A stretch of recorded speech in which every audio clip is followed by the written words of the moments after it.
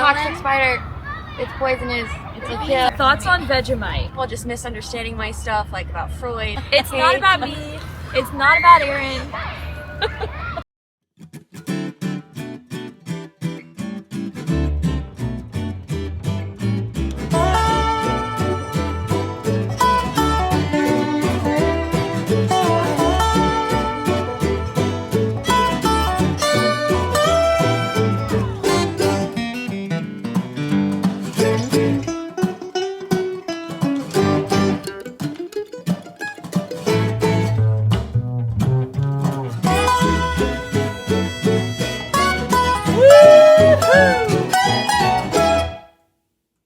Hello everyone, and welcome to this week's Q&A. You guys submitted so many great questions. And I have not read these questions yet, so I am also very intrigued as to what you guys were asking my sisters. Question 1. What is one essential non-clothing or dental health item when traveling? Honestly, I always bring a blankie with me wherever I go. Not even just traveling, just in life. I like to have at least one fabric with me at all times that I can just like either snuggle or like take a little nap or like put on my lap in a movie. It's just kind of an essential for me. The thing I have learned is that you can literally do trips without things. So I would say the things that I use the most are probably like my cell phone for like getting on and off. Like you can pay with the cell phone. It's crazy. What's it like traveling to other countries and meeting your patron supporters in person?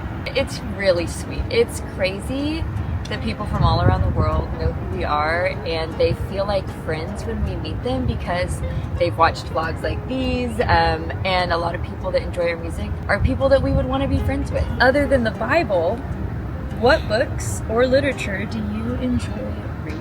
I really like all sorts of things. I really like more existentialist literature, and I'm not depressed. I just do enjoy it. Like I love the Brothers Karamazov and books like that. But yeah, and I love poetry. I love reading like theology books, and I love reading like L.M. Montgomery has some fun little children's stories. So I really enjoy all sorts of things. It's kind of hard to narrow down. I did a lot of reading when Macy was a newborn and we would just sit together a lot. The most recent book I read was by Kristen Hanna about women divers in Korea. It was very interesting, but also very sad. And besides that, I just struggle to keep up in my Bible study. So that's the reading that I'm trying to do right now. How do you keep your spiritual life strong while you're busy on the road and juggling so many things? Honestly, I think it's a lot easier to do it when you're busy on the road and juggling so many things because there's so often where you need help, and like only divine providence can help us in some of these travel situations. And so I feel like it's a lot harder when you're home and like comfortable in your schedules to turn to the Lord, but when we're on the road, I feel like so many things are just out of our control that it's kind of like helps you get focused on, oh, we do need Jesus and all the things. I think it just looks really different. Back home, you're able to go to church. I have my regular Wednesday night Bible study, and on the road, I don't have Michael really to watch Macy in the mornings when I have a quiet time, so it's a lot of like a podcast, or I try to tune into church on live stream, so it just looks really different on the road than at home when you have your routine for me. Will there be new original songs this year? And will you release any new albums as a band or as a solo artist? Yes, there's going to be so many original songs this year actually. We're in the works of a new project. Yeah, we're working on like a gospel religious hymns. It's being morphed. We have 9 of the songs selected, and I think it's going to be my favorite project we've ever released. And we haven't even got into the studio yet, but I just really love the songs, and there's original music on there, there's hymns that we love. It's all focused around our faith, which is really fun. Julianne, where do you find all the time to do these vlogs and videos for all of us to enjoy? Honestly, just there is no time, but you just make it work because it's nice to have deadlines, and there's like never going to be a good time to do all the things we need to do, so you just kind of make it happen. Yeah. You've been in the back seat of the van in New Zealand with your computer out. Yep. Yes. Have you picked out any names for the baby yet? Girl or boy?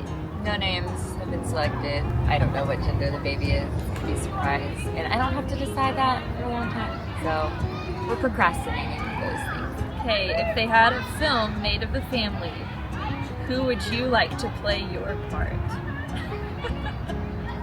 I think Emma Watson. I love how she does roles. I think her name is Lily James. I love her. What instrument do you see little Macy playing? I have no idea what instrument Macy will play, or even if she will want to play an instrument. So she's 16 months old. How did you get to start making the family vlogs? What's your favorite part about it, and what's maybe one of the not so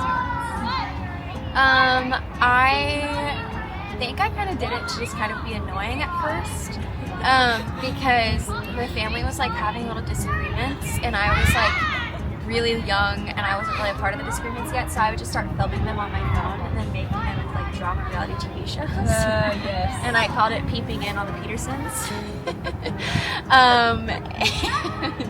So it didn't really go well. It wasn't like something I would recommend doing as a younger sibling because it's not very kind. It was really funny. And then I like loved YouTube like ever since I was a kid, so I just started vlogging the trips and had a lot of fun doing it. It's monotonous watching the entire trip back over again and like sitting through all the sounds and cutting stuff out, but it's fun to piece it together and see it at the end. There's nothing quite like being in the middle of a big argument and seeing your 9-year-old sister slowly pull out a little phone.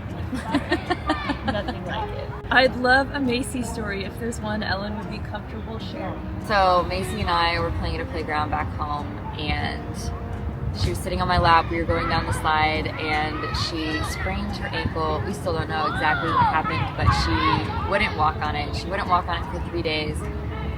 We like baby her. Michael like treats her like an absolute queen. So then we go to the doctor, and this is the 3rd doctor we've seen. We're first-time parents. We're freaking out.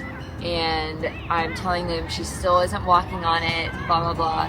And the doctor does something, and she walks right to the doctor. So then I realize she's been faking it, and that all children are born with a sinful nature. And then she walks fine the rest of the day, all around Walgreens. We were getting passport pictures taken or whatever. We get home, and I'm like been telling Michael she's walking and she's fine. The second I like set her on the kitchen floor, she just lays down and drags her little leg behind her and cries for her daddy to pick her up, and he does. So she is a blast, but I did realize something about my child that day, and that she was playing this. Yeah. Where do you girls get your cute dresses and sandals you wear at performances? A variety of places. I think I get a lot of my shoes from Target and TJ Maxx. And then dresses, like Francesca's has some fun dresses, Persona, go on Lulu's. The internet knows what to target me with online, and they'll send me an ad, and I will purchase the dress. This is a cool question. If you could be opening act for some tour, who would you like to be the main act? I think it would be so fun if we got a lot better to be an opening act for Allison Krauss and Union Station. We've like always looked up to them as a band, and so I mean that would just be a dream. I don't know. It would have to be someone we're not very similar with, but like we think the audience would also enjoy us. If Dolly Parton wants to have us as her opening act, I would do it. Okay, here's a couple quick rapid fire questions. Have you had at least one historic yas in your lifetimes? Yes, I feel like I've had quite a few historic houses. What is this question? I feel very proud of my friends all the time, with my sisters, and so I feel like whenever like Katie like really sticks it to someone, I'm like, yas. I would never. And like Ellen's got a very like political way of like shutting someone down, and then when she does that, I'm like, yas. So that's when I kind of feel it's like that pride. I don't even know what this question means.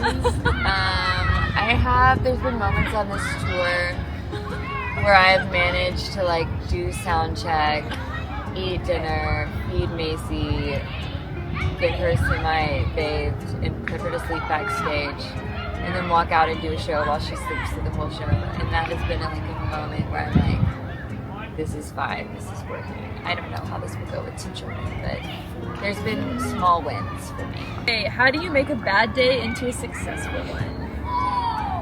I tell myself it's not a bad day. I kind of just gaslight myself for at least an hour. And then if I have headphones, I put them in. And then I like play happy music only and I look out the window. Or I read something, or I like call a friend, like completely remove from the situation, just chat good things. So yeah, I kind of just gaslight myself and say it's a great day. Because if you have a bad attitude about it, it's gonna be a really bad day. So yeah, I just kind of trick myself a lot. I feel like our whole family is really has some toxic positivity going on, and we're really good at reframing every situation. So like, our show got canceled. We were supposed to be in Brisbane last night, and we're like, it's fine. We have an extra day to like put some margin in. It's fine. We're losing all this money, But we're just really good at turning bad situations into like we can see the positivity out of it. So it's hard to. Yeah, my mom's good at this. Yes. So I don't know that I've had many like truly bad days. I actually saw this in like real time the other day because I was like in charge of directions or something and I made a wrong turn, and Ellen before that had been like, oh, I'm so glad we're finally getting to this place so soon. Like, and she had just said it, and I was like, oh, like I had it wrong, like we have to like go another couple blocks. And she's like, oh good, I really wanted to see the city. And I was like, we all just completely bounced back and reframed the entire situation immediately. It's frightening. And it's genuine. Yeah, I do it feel is. these things. I feel like this is a long question, and I said it was a short question. I'm sorry. Are we doing Okay. rapid fire? Thoughts on Vegemite? Ew. Are we going to release a travel vlog for this trip? Yes. Yes. Do the humidity changes affect your instrument when you travel long distances? Yes. Yes. Favorite or funniest pickup lines you or any of your sisters have received? We had a guy in Hamilton tell Katie that he owned an island. This is like a medium answer, but not short. But I will say 2021, when I was very active on Twitter and like always posting about books, I had the weirdest interactions with people after shows where like a guy would come up to Katie and be like, oh, I loved you like fiddle playing. And then he'd come up to me and be like, how do you feel about human suffering? And it was just like really intense conversations the whole year. And then like people just misunderstanding my stuff like about Freud. I don't know if those were pickup lines, but it was weird. Jules, what editing software do you use for your vlog channel? Final Cut Pro. If everyone had to play a different instrument for the night, who would play what? I think just any instrument. Like, are we a rock band? This is supposed to be rapid fire. Alright. I don't know anything about the dobro, and I've never played a dobro, but just because it's also open G and use finger picks, I'd probably attempt that so nobody else would have to. I'd go bass. Nice. What's your favorite quality about each other? This would be a good one to end on. Julianne is very empathetic. She feels the emotions of others deeply, and if you want to get a rise out of Julianne, bully somebody else, and she will go on a warpath, as experienced. Jesus is sweet spirit. But it's because she feels for them. She would never do it for herself, but she will fight for somebody else. Oh, yeah. Toxic spider. It's poisonous. It's a kill. Bee. We're in Australia. Ellen is like very determined to do the right thing and always does it. She will push through just about any obstacle, like no matter how she's feeling, no matter how it would affect anything else. Like she will like make great sacrifices to always like make the right decision. So very respectful. Just love you guys. Aww. And Katie. It's not about me, okay? It's not about me. It's not about Erin. Katie loves people very well. She does. She can see a need and she can fill the need. It's a gift. That is that.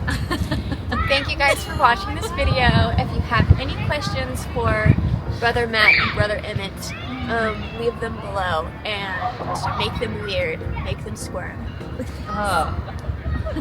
See you guys next week.